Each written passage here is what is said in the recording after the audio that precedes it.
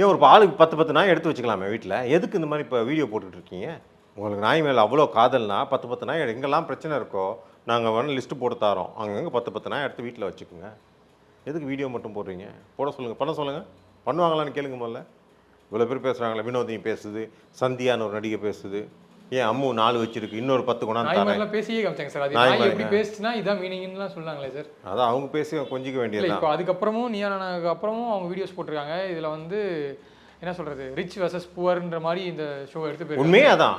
நீங்கள் வந்து இல்லை உண்மையே அதானே.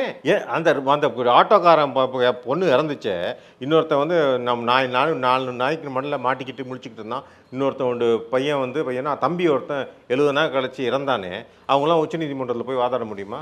ஃபைட் பண்ண முடியுமா? ஸோ யாருக்கான சட்டம் இது? இது ஒரு பணக்காரங்களுக்கான சட்டம். அம்மு, சந்தியா, வினோதினி போன்றவர்கள், படவா கோபி பணம் இருக்குது, அவங்க சுப்ரீம் கோர்ட்டு போகட்டும், சீனியர் லாயர் வைப்பாங்க. இதால் சாதாரண அடிமட்டத்தில் நாய் கடிச்சா 2000 ஊசி போடணும். எவன்கிட்ட காசு இருக்குது தெருவில் இருக்கவனுக்கு? ஒரு ஏழைகிட்ட இருக்கா? அவன் வேறு வழி இல்லாமல் கவர்மெண்ட் ஹாஸ்பிட்டல் போவான். கவர்மெண்ட் ஹாஸ்பிட்டலில் போடுற ஊசி சரியான ஊசின்னு அவனுக்கு தெரியுமா? ஏன்னு கேட்டிங்கன்னா ரெஃப்ரிஜரேஷனில் வைக்கணும். அது இத்தனை டெம்பரேச்சரில் தான் வைக்கணும். பாதி அரசாங்க ஆஸ்பத்திரிலாம் எப்படி இருக்கும்? மனுஷனுக்கு ஹாஸ்பிட்டலே ஒழுங்காக இருக்காது, நாய் ஹாஸ்பிட்டலில் எப்படி இருக்கும் போது அதை விட கேவலமாக இருக்கும். அந்த வேக்சினேஷன் வேலை செய்யலைன்னா அவன் செத்து போயிடுவான்ல.